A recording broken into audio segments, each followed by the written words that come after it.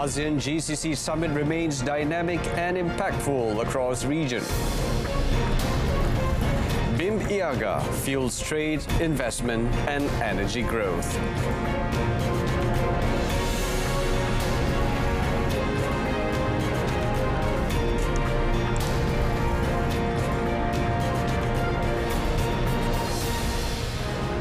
Good afternoon and salam Malaysia Madani. Thanks for joining us. I'm Brendan Lepal.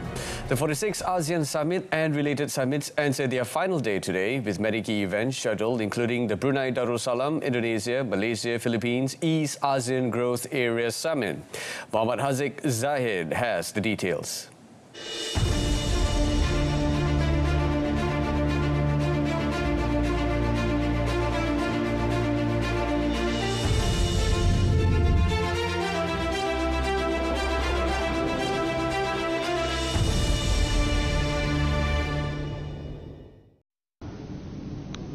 Thank you, Brendan. This morning, the BIM IAGA meeting just concluded, and as of now, the second ASEAN GCC summit is currently on the way, where leaders from ASEAN and Gulf countries convene to discuss issues of mutual interest.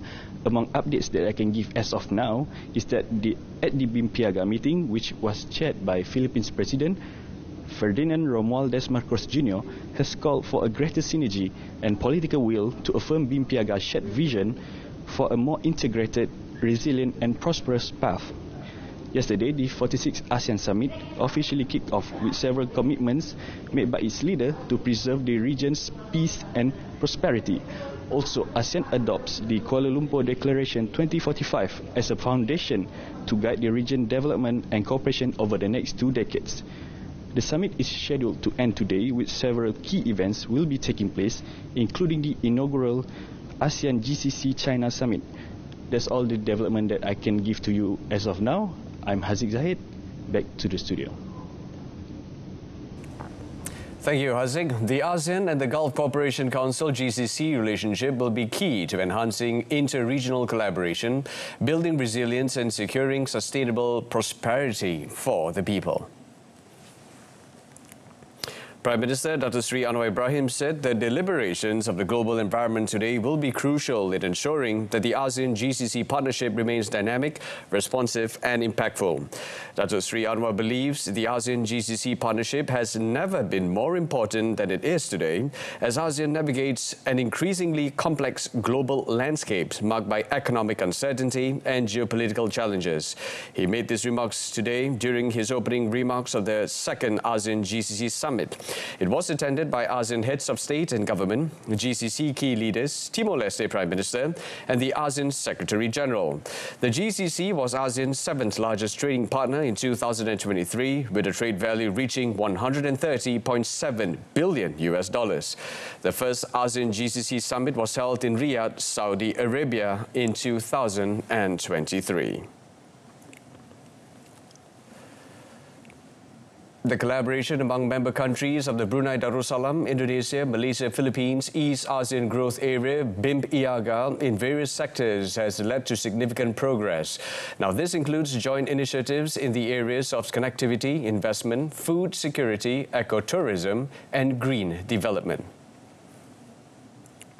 The President of the Philippines, Ferdinand Romualdez Marcos Jr., stated that close cooperation among the member countries of BIM IAGA lays a stronger foundation for inclusive, sustainable and innovation-driven growth.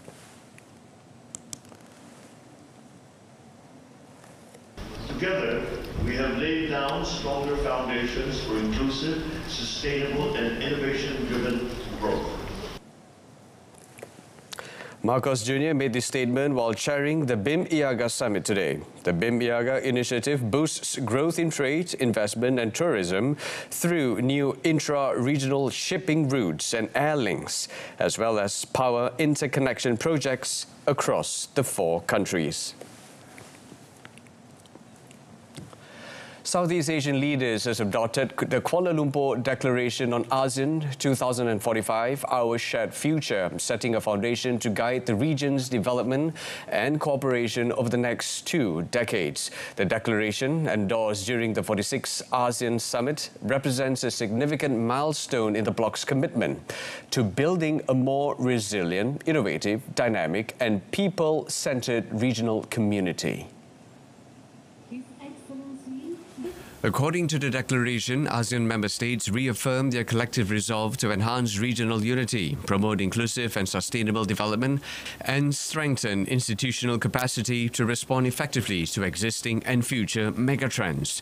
The document also envisions ASEAN as the epicenter of growth in the Indo-Pacific region, with a strong emphasis on regional solidarity, a shared identity, and equitable access to economic opportunities among its people. The future we seek must rest on foundations of sustainability and inclusion. ASEAN's integration must be genuinely people-centered.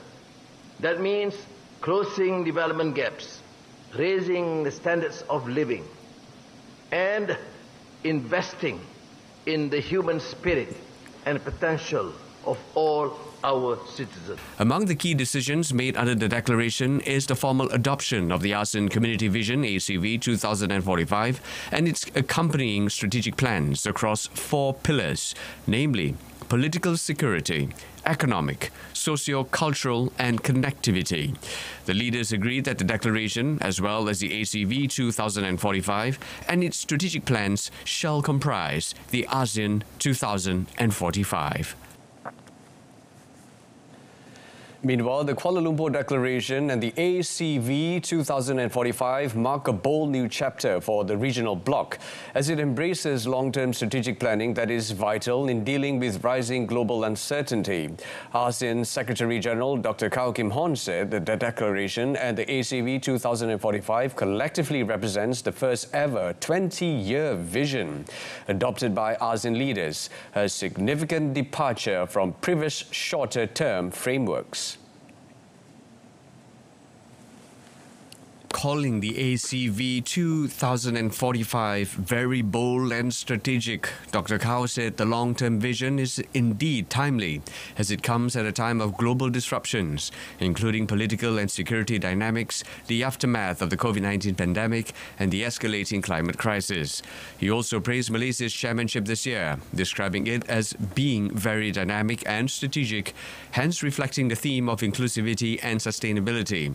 Backed by 4 strategic plans, he said the ACV 2045 will shape ASEAN's priorities over the next 2 decades, a step forward in the bloc's commitment to being more transparent, open and inclusive.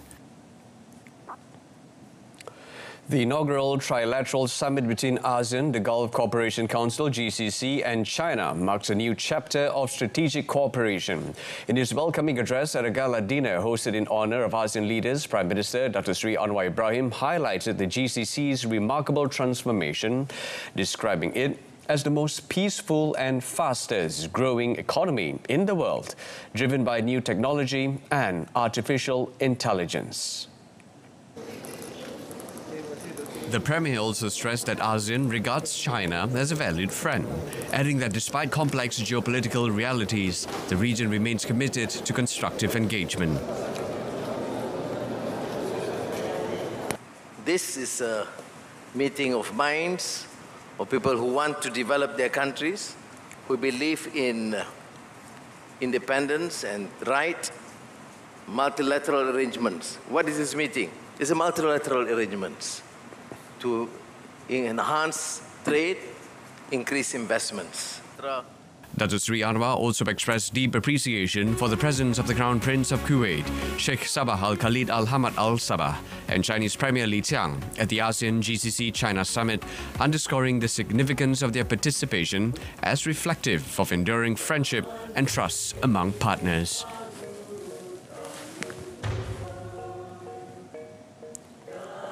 In a related development, the Prime Minister and Chinese Premier Li Qiang have agreed to further enhance strategic cooperation, particularly through the ASEAN GCC China Summit. In fact, Dr. Sri Anwar said Malaysia, as ASEAN chair for this year, truly appreciated China's strong commitment to enhancing regional collaboration in the years ahead. Now, he explained that on the sidelines of the ASEAN Summit, he met with China's Premier, Li Qiang, where both leaders discussed efforts to enhance strategic cooperation. Dr. Sri Anwar noted that they focus on key areas such as the economy, the halal industry, trade, transportation, especially the East Coast Rail Link, green energy, and artificial intelligence technologies. The Prime Minister also expressed his gratitude to China for its support for Malaysia's modernization efforts, highlighting the solidarity of the Global South. He added the collaboration will benefit Malaysia, China, and ASEAN, fostering regional economic growth.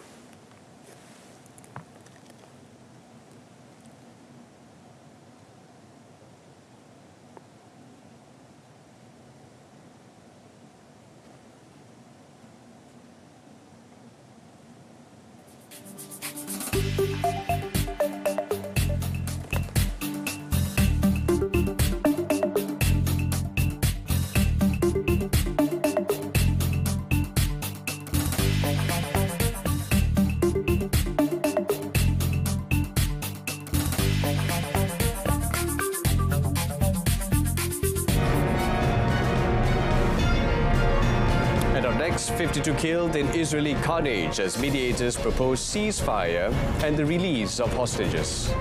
Stay with us.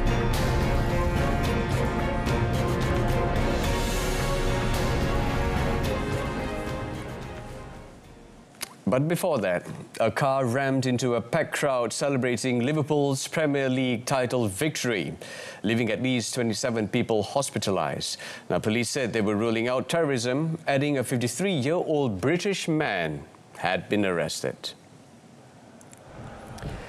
Police believe it was an isolated incident and they are not currently looking for anyone else in relation to the case. Tens of thousands of people had turned out in torrential rain for what should have been jubilant celebrations to see the Northwest English side's victory parade. Witnesses said the bus carrying the team had passed by Water Street just minutes before the car ran into the crowd. Some 27 football fans were hospitalized, including 2 who were seriously injured after a dark-colored vehicle swerved through the huge crowd, hitting people in its path. 4 children among those hurt, including 1 seriously injured. 20 other people were treated at the scene for their injuries in a large blue tent set up on the street. Liverpool's record-equalling 20th English top-flight title was secured nearly a month ago as Arne Slot's men wrapped up the Premier League with 4 games to spare. However, they were only presented with the trophy after Sunday's final match against Crystal Palace.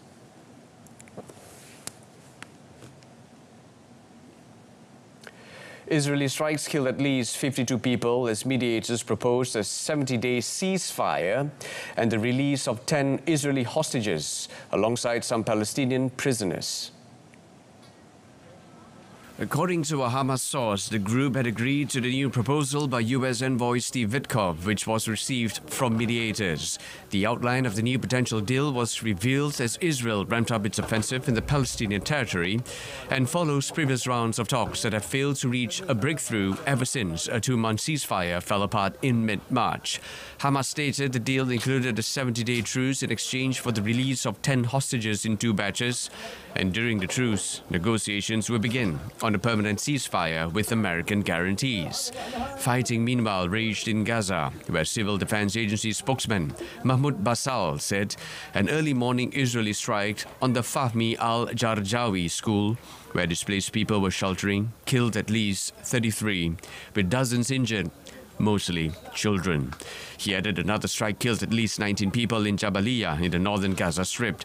The health ministry in Gaza said at least 3,822 people had been killed in the territory since the ceasefire collapsed on 18 March, taking the war's overall toll to 53,977, mostly civilians.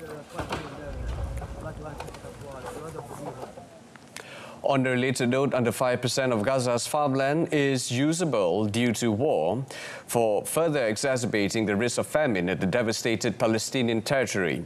The United Nations Food and Agriculture Organization said about 688 hectares is all that remains for cultivation. According to a new satellite assessment released by the Food and Agriculture Organization, by the end of April, more than 80% of the farmland was damaged and 77.8% was no longer accessible, leaving barely 4.6% of potentially arable land. The situation is particularly critical in southern Gaza's Rafah and in some northern areas where nearly all cropland is not accessible. The agency noted that with cropland, greenhouses and wells destroyed, local food production has ground to a halt. Before the start of the war, agriculture accounted for approximately 10% of Gaza's economy, with more than 560,000 people relying at least partially on farming, herding or fishing. Meanwhile, a top World Health Organization official has deplored that none of the agencies struck with medical aid had been allowed to enter the Gaza Strip since Israel ended its blockade. Humanitarian aid has begun trickling back into the Palestinian territory in recent days after more than 2 months of blocked access. The WHO's Eastern Mediterranean Regional Director, Hanan Balki, said more than 11 weeks there has been no WHO trucks entering into Gaza for medical care support. She said the situation is devastating and the agency is extremely concerned about the aftermath of the situation, citing an impact on generations to come. Balki further explained that around 400 trucks were cleared to go into Gaza, but supplies from only 115 trucks have been able to go through, and nothing has reached the besieged north. She added that none of the cleared trucks belong to the WHO. She said 51 trucks with medical equipment on board were waiting to cross the border. Ahmad Zuitan, the WHO's Regional Emergency Director, said he hoped it was just a question of time before the UN Health Agency's trucks could cross into the territory. In other news, a fuel tank fire halted production at Ecuador's largest oil refinery, sparking the evacuation of nearby residents as a giant plume of smoke billowed from the facility. State oil company Petroecuador said operations at the plant in Esmeraldas province, which can refine 110,000 barrels per day, was suspended to safeguard the security of the facilities and personnel. It said no one was injured in the blaze and 5 people received medical attention for minor effects of smoke inhalation. Workers were evacuated from the site that was cordoned off by soldiers and refinery staff. Ecuadorian police said it was also evacuating residents of the area without specifying the exact number of people involved. The cause of the fire at the refinery near Ecuador's border with Colombia was not yet known. Petroecuador, which operates the facility, did not specify the amount of fuel that was in the tank when the fire broke out. Ecuador is one of South America's top oil producers and is heavily reliant on its petroleum exports for revenue. Last year, the country produced about 475,000 barrels of crude per day, of which it sold nearly 3/4, earning $8.6 billion in oil exports.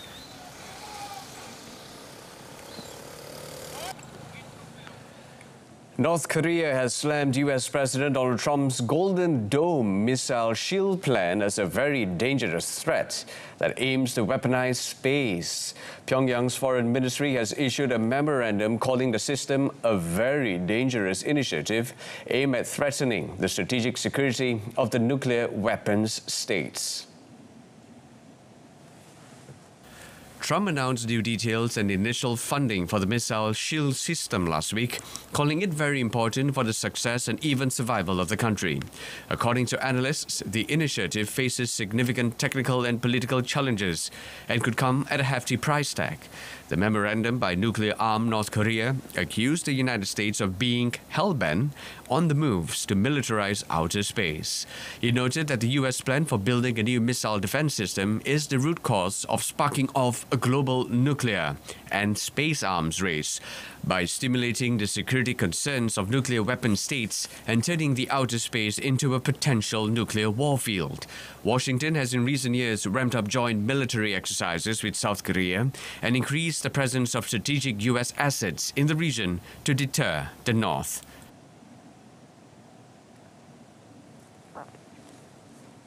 The European Union (EU) remains fully committed to reaching a trade agreement with the United States. Now, this is according to the bloc's Trade Commissioner Marcos Šefčovič, following calls with top US officials.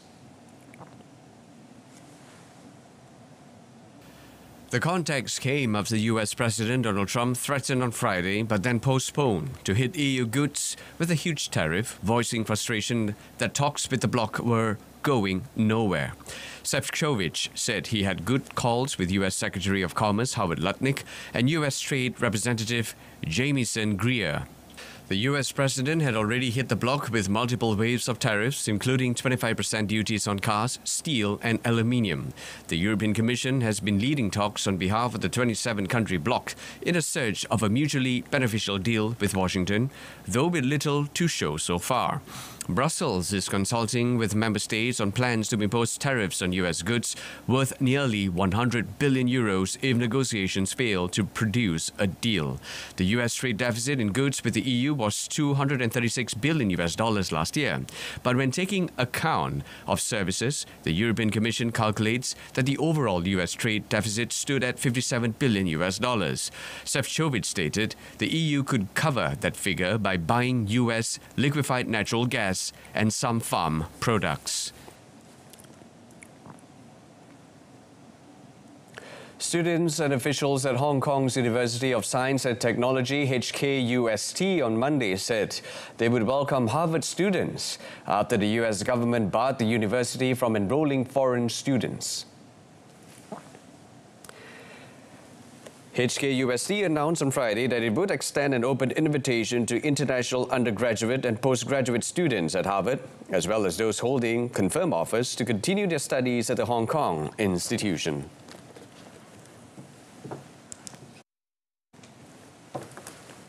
In times of need like this, it is really important, being a member of the academic community. I think, we're in this together, essentially. And so this is a chance for us. We feel that we can open up our resources to help these students in need so that they can continue their academic journey.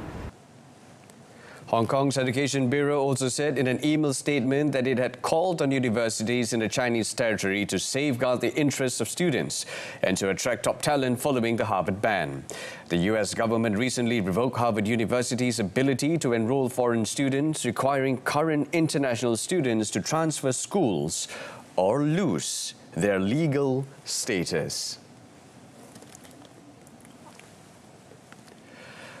Pro-European centrist Nicusor Dan was sworn in as Romania's president, having pledged to stand against isolationism and Russian influence. A week ago, Dan won a tense election rerun, seen as key for the direction of the NATO and European Union country bordering war-torn Ukraine. Although EU critic and nationalist Georgia Simeon easily topped the first round of voting, Dan took victory in the second round runoff. The election came 5 months after Romania's constitutional court scrapped a presidential ballot over allegations of Russian interference and the massive social media promotion of the far-right frontrunner, who was not allowed to stand again. Romania's constitutional court validated the election results on Thursday after rejecting an appeal by Simeon to annul the vote. Simeon has repeatedly alleged that there was foreign interference in the vote, including by France, and electoral fraud, without giving any evidence. Dan told the assembly after being sworn in that the Romanian state needs a fundamental change within the rule of law, and he invited everyone to continue to be involved in order to put positive pressure on state institutions to reform.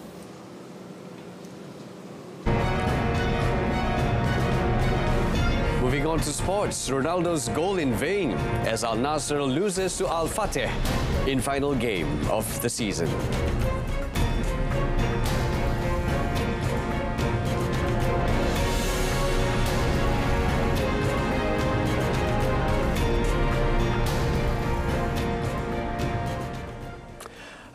Al Ittihad have been crowned Saudi Pro League champions after their final game of the season ended in a 1-0 win over Damak on Monday. The Jeddah club, who sealed the title earlier this month with 3 rounds to spare, registering their 26th victory of the RSL season.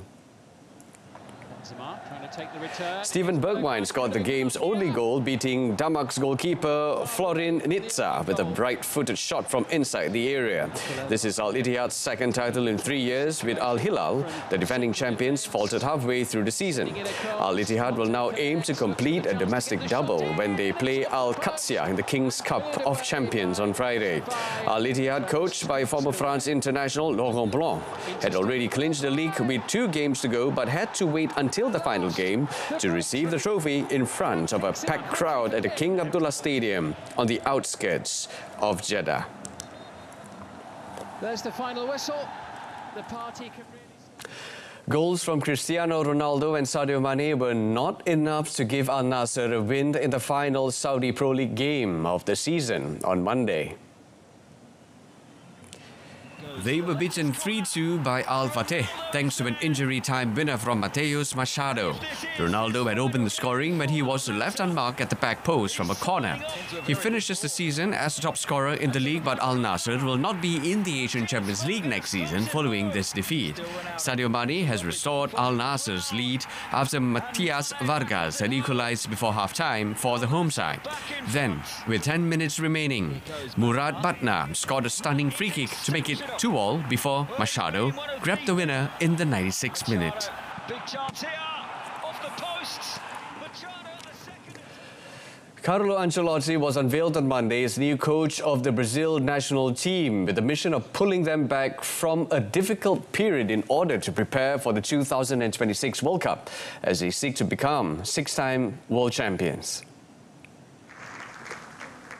The former Real Madrid coach will make his debut in the World Cup qualifiers against Ecuador and Paraguay in June and has already selected his first squad for those matches. Ancelotti took over from Dorival Jr., who was sacked at the end of March following a 4-1 defeat by Argentina, a humiliating loss that was the latest in a series of poor results.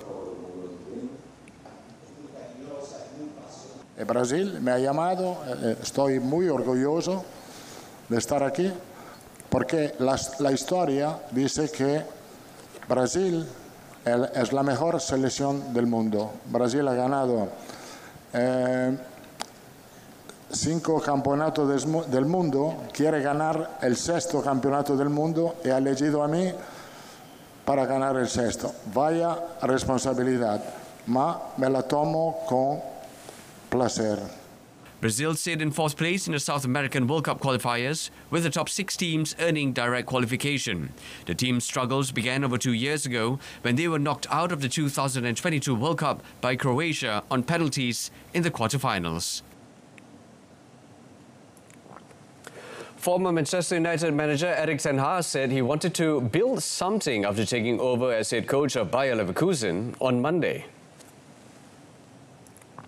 Ten Hag replaced the Real Madrid-bound Xabi Alonso, who led Leverkusen to their first Bundesliga title in 2023-24, while adding the German Cup. Leverkusen were unable to keep up the same pace this season, but still finished Bundesliga runners-up to Bayern Munich, and qualified for next season's Champions League. Ten Hag has worked in German football before, spending 2 years in charge of Bayern Munich's reserve team from 2013. Ich freue mich total. Danke. Ich bin sehr gut empfangen. Die letzten Tage, die letzten Wochen, dass wir in Kontakt waren. Wir haben sehr gute Gespräche geführt und ja, ich weiß, wusste schon viel über Bayer Leverkusen. Ich wusste schon viel über die Bundesliga von früher aus. Von uns und das ist auch im Moment weiterhin. And that concludes today's edition of World Today. In our top story, ASEAN GCC Summit remains dynamic and impactful across the region. Till then, I'm Brendan Lepal from the river to the sea. Palestine will be free. Thank you for watching. Take care.